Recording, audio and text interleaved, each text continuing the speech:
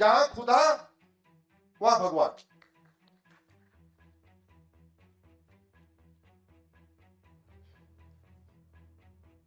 वैसे ही जितनी समस्याएं हैं इनके रूट में जाएंगे तो या तो एक अंग्रेजों का कानून होगा या तो कांग्रेस का कानून होगा।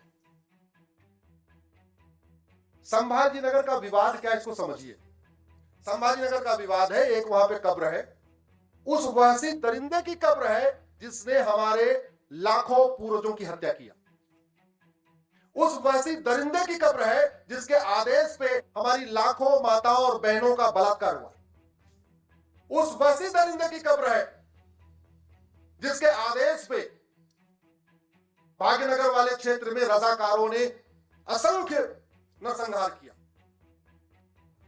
लेकिन उस वहशी दरिंदे की कब्र को सुरक्षित करने के लिए ये 1958 में नेहरू जी ने कानून बनाया, इसका नाम है एंशिएंट मॉन्यूमेंट एक्ट। अगर कानून नहीं होता, वहशी दरिंदों की कब्र तोड़ना अपराध नहीं होता, तो अगर एक एक ईंट भी उखाड़ते महाराष्ट्र वाले तो कोई कब्र बसती क्या, कोई मकबरा बसता क्या, कोई चबूतरा बसता क्या? नहीं। तो वहशी दरिंदों की कब्र सुरक्षित रहे, उसमें खरोच भी ना आ पाए, उसके लिए कानून बना दिया एंशिएंट मॉन्यूमेंट एक्ट। और आप लोगों के दिए हुए इनकम टैक्स से, आपके दिए हुए जीएसटी से, आपके दिए हुए टोल टैक्स, रोड टैक्स से, आपके दिए हुए पैसे से, आपके दिए हुए वैट और टीडीएस से हजारों करोड़ रुपए खर्च हो रहा है वहशी दरिंदों के मकबरों की रक्षा के लिए, उनकी कब्र की रक्षा के लिए। ये 1958 का कानून है।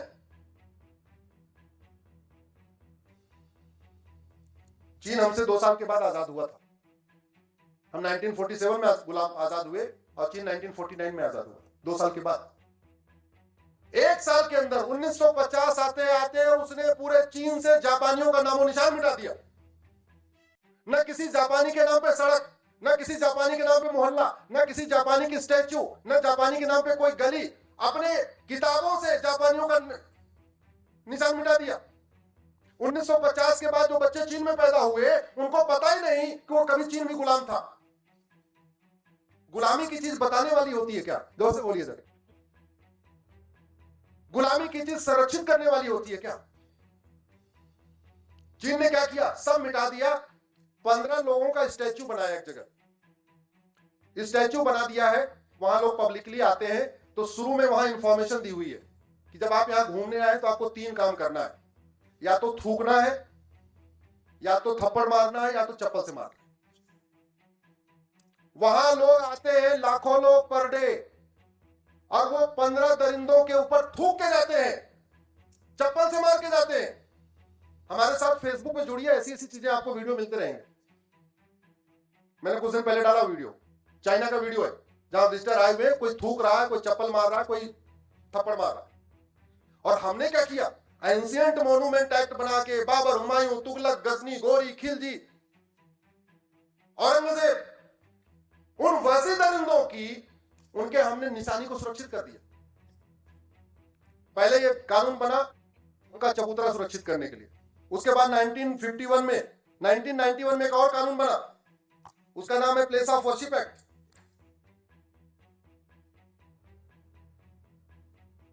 ये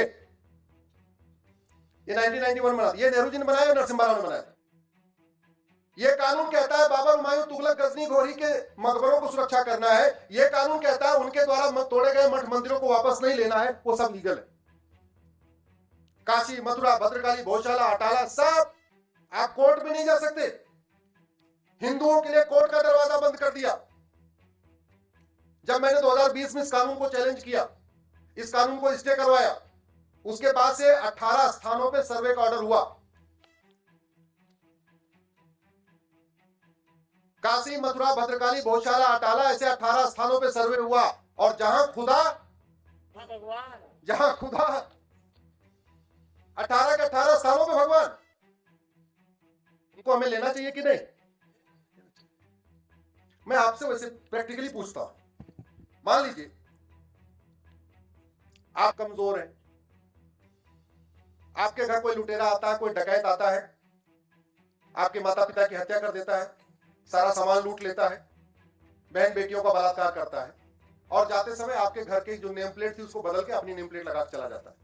आपका अग्रवाल सदन था, उसने अपना अग्रवाल सदन का बोर्ड हटाया, अपना बोर्ड चिपका दिया। जो भी आपके घर के सामने नाम लिखा हुआ था, पवार सदन, शिंदे सदन, देशमुख सदन, जो भी सदन लिखा हुआ था, वो बोर्ड हटा के अपना बोर्ड चिपका के चला गया।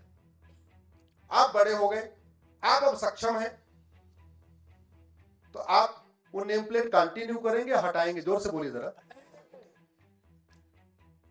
घर की नेम प्लेट हटाएंगे लेकिन देश की नेम प्लेट नहीं हटाएंगे। हटाना चाहिए कि नहीं हटाना चाहिए? तो कलेक्टिव आवाज कैसे निकलेगी? जब इन विषयों को आप लिखना शुरू करेंगे।